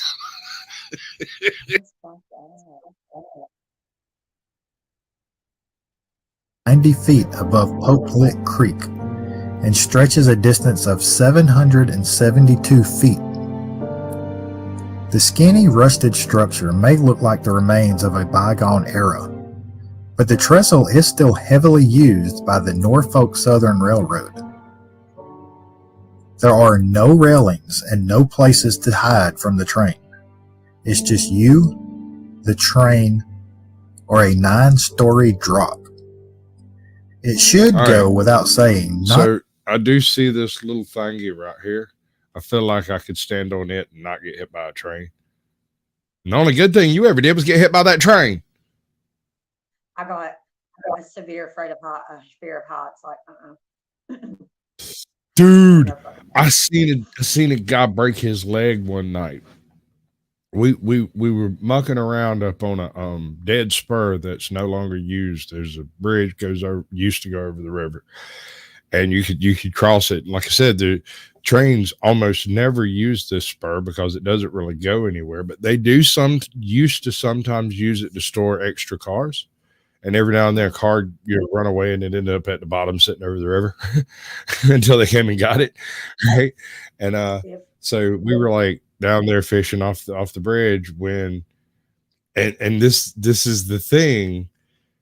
There's a sound that you do hear when they're coming, right? But the thing is it's so close by the time you hear it, you really don't have a chance to do a whole lot, right? So we were sitting down off of the trestle part of it on like this concrete pillar, and homie was walking his way over to get down on the pillar when he looks up and notices there's this car just rolling the fuck along at like 25 miles an hour. He panics. Now, homie didn't have but like another 15 feet to go, but he panics, runs about 10 steps. His feet miss the fucking the ties, snaps his leg. He flips over, lands on the concrete in the middle. We had to carry his ass up. First of all, we had to wait until the car rolled by, and then came back because it stops right over the river. We didn't want to be trying to get through there while it was like bobbling. So we just had to sit there for like 45 minutes because we couldn't get him out of there until after the train car had stopped, because I didn't want to get hit by a freaking train car trying to carry some dude with a broke leg fall in the freaking river, you know. But after sitting up there for a little while, and that train car going back by and stopping just on the other side of the bridge, we pulled him up, and once we got him stood up, homie starts hopping down the fucking bridge like it's fine. He hopped all the way down there, hopped down the little fucking ladder, hopped over to the truck, and drove himself to the hospital. Refused to let anybody else drive his truck. Absolute boss Chad. Yeah. But don't tell him I said. I like to go and poke around here, but my research gives me the urge to reiterate those warnings. The surrounding hills and forest make it hard to hear the train coming until it's too late. The wooden cross beams are spaced too far apart to get a good running speed going, and very few people have the strength to hang from the side for the 5 to 7 minutes it would take for the train to completely pass you by. Need more convincing? John K. List was struck and killed by a Southern Railroad Company train on June 1st, 1985. John and his friend Randall Graves had been on the trestle when the train approached. Randall was able to survive by hanging from a cross tie as the train passed above him. John tried to outrun the train and was struck and killed just 30 feet from the end of the trestle. In 1986, David Wayne Bryant avoided an oncoming train by jumping off the trestle. Unfortunately, he sustained severe injuries, which led to his eventual passing. On February 18, 1987, Jack J.C. Charles Baum II was struck and killed by a train while on the trestle. In 1992, a teen identified only as Grady was caught on the trestle by an oncoming train. Being too far from either side of the trestle, Grady's only hope was to hang from a railroad tie until the train passed. But he couldn't hold on long enough. Grady fell 90 feet to his... There's another thing there. Where that train's going over, the vibrations are absolutely unbelievable. When you're holding on to that steel, it feels like being electrocuted because it's shaking back and forth so fast. It's just fast enough to bruise your fingers, and it's made of steel. And so it moves. Your hand kind of does it. It's jelly. It just sort of against the outside. So you'll end up with like these really weird blood blisters all over the pads of your fingers, not so much from the weight of hanging, but from the vibration back and forth of holding on. Yeah. And after it hits you a couple of times, like I said, it's like being electrocuted. You will let go. Mm-hmm. His death. In 1993, Christina Butts was among a group of teens on the trestle when they saw the lights of an oncoming train. They survived by climbing down onto the metal parts of the trestle and had to be rescued by firefighters. According to the rescuers, their ladder had just enough length to reach them. Had they been any higher, the firefighters would not have been able to reach them. In April of 1994, James Ratterman was attempting to cross the trestle on an ATV when it flipped, pinning James underneath. James was unable to free himself, even as the next train approached. James died at the scene. In November of 2000, Nicholas Jewell was caught by a train while on the trestle. He tried hanging from the side long enough to let the train pass, but the vibrations from the train shook him loose, and he fell to his death. April 23, 2016. No. Paranormal enthusiast Raquel Bain and her boyfriend was visiting the area to tour Waverly Hills Sanatorium. Beforehand, they decided to investigate the legend of the Pope Lick monster. They ventured out onto the trestle and were caught off guard by an oncoming train. The boyfriend hung from the edge of the trestle, but Raquel was hit before she could descend from the track. She died at the scene from multiple blunt force impacts sustained from both the train and the 90-foot fall. Savannah Bright is the most recent reported tragedy of the Pope Lick Trestle. On May 26, 2019, Savannah Bright, 15, was pronounced dead at the scene after she and another teenage girl were on the tracks near Pope Lick Trestle. Bright's unidentified companion was taken to the University of Louisville Hospital. For those that do survive, but are still caught in the area, police go after them full force as a way to discourage future people from trespassing on the trestle. Also, if anyone didn't already know, the railroad itself can press hefty federal charges. There have been tall fences topped in barbed wire, along with private property and no trespassing signs posted. At one time, there were platforms constructed along the side of the trestle to give trespassers a safe location in the event of an oncoming train, but they were later removed by the railroad company, stating that the platforms only made trespassers feel more safe, thus luring in more visitors. Yep. Just let them splatter and be An fine. interesting solution has been offered by the Beargrass Thunder podcast, although city officials and railroad company authorities have yet to listen. The potential solution offered by the Beargrass Thunder podcast is to have a statue of the Pope Lick monster or a monument to those that have lost their lives erected at a nearby trail in the woods. Or out under the trestle somewhere safe where you can get to. They could even make a bridge. That, you know. Well, just down here where it's okay to be. Yeah. Instead of trying to block off 200 square miles of shit over yonder, you just put something here for folks to come steal pieces of. Make it cheap so they can steal the pieces.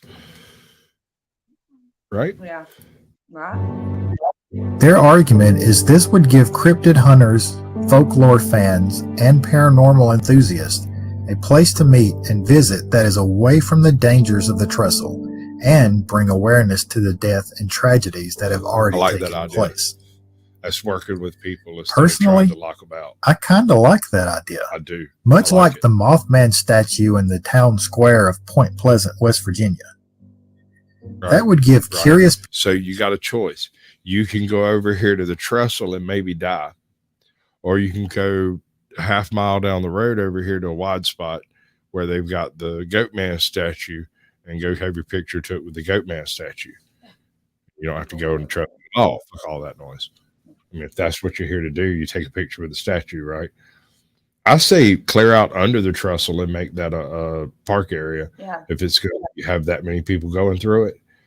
Yep. I mean, that's what I was thinking. That's what I was thinking. Something like that, where with the monument, so you know it keeps them from going up on the thing, or at least it gives them a better incentive up there, because you know there's still going to be people that clearly have never had a trespassing charge.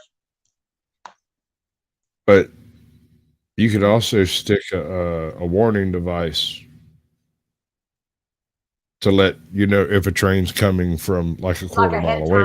Yeah. They know. Beep, beep. Yeah, that would be really smart. It probably wouldn't cost. Probably wouldn't work. People would be like, "Oh, fuck it, it's probably broke." They're idiots. People are stupid, dude. They're real dumb. Excuse me, that part. Watch this. Watch this. This is crazy. That's so sad. People a place to visit, take a picture and say, "Been there, done that," and then move on to their next adventure, safe and sound. especially since the land surrounding the Pope Lick Trestle has recently been bought by the parklands of Floyd's Fork and turned into a local park and nature preserve, complete with a walking trail that goes underneath the trestle. There you go. There's your perfect place for a statue and memorial. Ultimately, though, some believe in the creature, some don't. But let's analyze this for a second. They say the creature is psychic and can use hypnosis to lure you onto the tracks of an oncoming train. In all these reported instances, the story, if not the creature itself, is what lured the lost souls to their deaths. It's hard to argue that the Pope Lick monster had nothing to do with it at all, in some fashion or another. The moral of today's story is just don't go looking for the creature. Regardless of if you believe in the creature or not, the train and 90-foot fall are very, very real. And besides, you don't have to believe in the Pope Lick monster for it to believe in you. Never forget, Sasquatch believes in you. All right, so I have some questions for anybody who's still left in chat. Check it out. What kind of audience participation gimmicks can we come up with in 10 minutes? I'm not sure. Something other than a poll. Something other than a poll? Well, Yeah. you just ask them random questions, and then I guess they could answer them. But like, How does the Q&A feature work? Do we know? I've used it in my shorts, but I don't really know if people are answering. I need to go back and look and see. I've used it in my shorts, but I never bothered to I check if haven't it. looked at it. I haven't looked at that lately because I've been so caught up on the whole the thing with Flo's numbers in my shorts. If he is in the thumbnail, if he is in the title. Yeah, dude. I'm talking a short, brittle, natural death. Yeah, Like, dude, wild. it is. Yeah, I thought you were crazy, right? So then I looked at mine with him, and I was like, dude, he's not lying. I'm talking about. I can't send y'all candy, man. I'd love to. I mean, I'd love to, but I just don't. First of all, I don't have your addresses. Second of all, I didn't bring enough for everyone. Yeah, and you shouldn't be. So doing that if you don't bring that for everyone. I can send each of y'all a single Cracker Jack. Like a popcorn with a peanut stuck through it. No, just a warhead with a big sticky note on the back of it from Sasquatch with those little single warheads. The hair's free.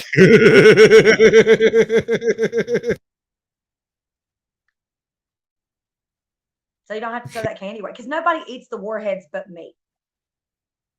My daughter likes them. I love them. She'll get two of them and toss them in her mouth. Whatever. That's all I got left. A lemon. I love lemons. Yeah. I don't know. I guess I could. Whole thing. Have you not done it? What are you talking about? Have you not in your shorts? You've not done that? The poll? No, not in shorts. Yeah, you've not used that in your shorts. In your shorts now, there's that feature. If you look down at the bottom, it says Q&A. You can actually post Q&As in your shorts. I have a couple of them that have that posted in there. And then you can just post the comment in the or the answer to the Q&A in the comments. I'm not sure why they did that, but I'm gonna have to look into that. I've got a few questions for some people. I don't know. I guess I could do something really ridiculous. I could look into like some Nightbot activity. Get me a Squatch bot running around in here. What is that? What is that? The Nightbot.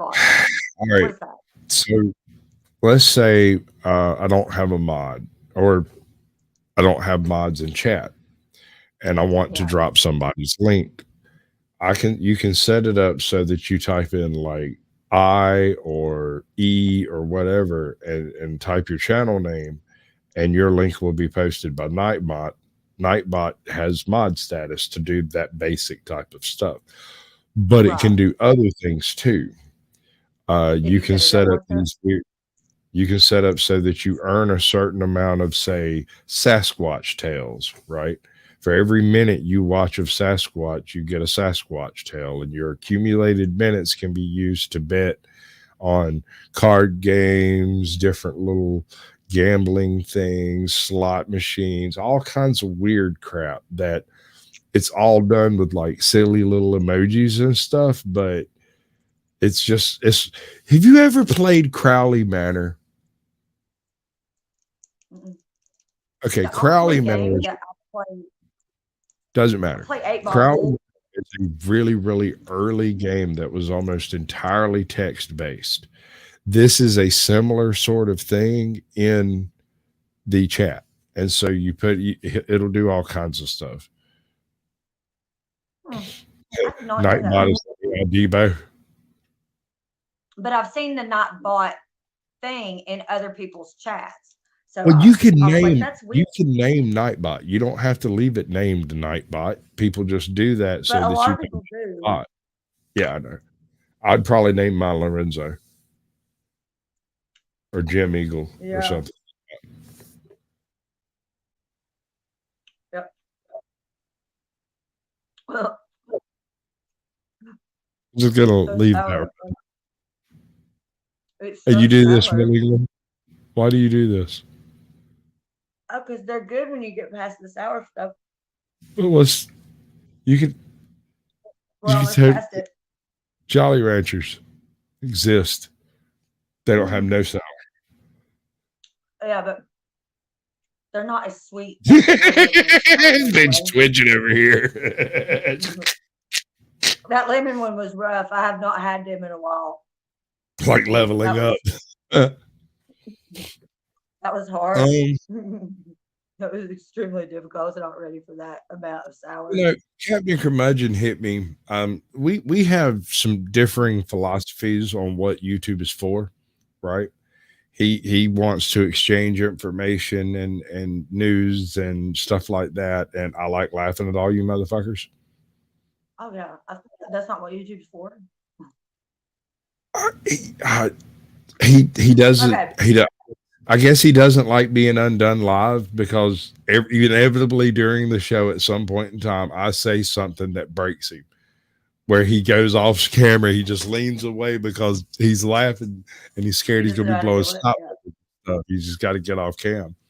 And do you watch a lot of YouTube? Okay, so I'm going to be honest with y'all. I've not watched TV like in several years. I have a Chromecast and we have Wi-Fi, so I cast to the TV all day, and whatever I want to watch comes from YouTube. Mm-hmm. Yeah. Mm-hmm. So I watch a lot of other content creators and stuff like that. Sure. Me and my wife, we choose a series to watch during the day, and we go in there and we watch whatever it is. And she has her tablet and I have my phone, and I'm watching whatever YouTube's happening, and she's watching whatever she's watching over there, playing whatever silly games or whatever we want to play that way. But we recently finished Loki today. And she kind of got a little perturbed with Sasquatch because there was this point at about episode 5 or 4 where I paused it and we sat there and we talked about something completely unrelated. And she's like, "Well, why did you pause it?" I said, "Because this won't work." She's like, "What do you mean?" And I went through the whole plot step by step from the last episode of the last season up to episode 4, where we were at there. I said, none of this works. He said at the very beginning, it is a scaling problem. You cannot scale for the infinite. That would take a conscious ascension of power to do so, right? Yeah. And I just paused it. I said, all of this is immaterial. No aspect of anything that's taken place is going to be an issue because only the sacred timeline can survive, because if others exist, it destroys itself. Yeah. You got to watch the series. I'm sorry. That is why I have that right there is why I have existential meltdowns. Shit like that. Okay. Well, I'll tell you what. Really? I'll have you back up here. Actually, no. You go ahead and do the thing. Tell everybody how much fun you had and how great everything is. Throw gang signs or stuff. I have. There you go. No, I have awesome time over there. That's why I keep coming back. That's why you guys come back. All right. Giggity. Fantastic. So now I'm working on this whole transition game, trying to work it out, see exactly how all of it works. You know, giving everybody their little say and stuff. The thing is like, I always have something to say when nobody wants to hear it. And when people are like, well, what do you think about it? I'm like, I don't know, I'm kind of hungry and my butt itches. I wasn't really thinking about it. Sorry. Allow me to take a moment and think about it. But anyway, we're leaving because that's the way this part of the show goes. You know, we hit a button over here and we cut out like 3, 2, 1.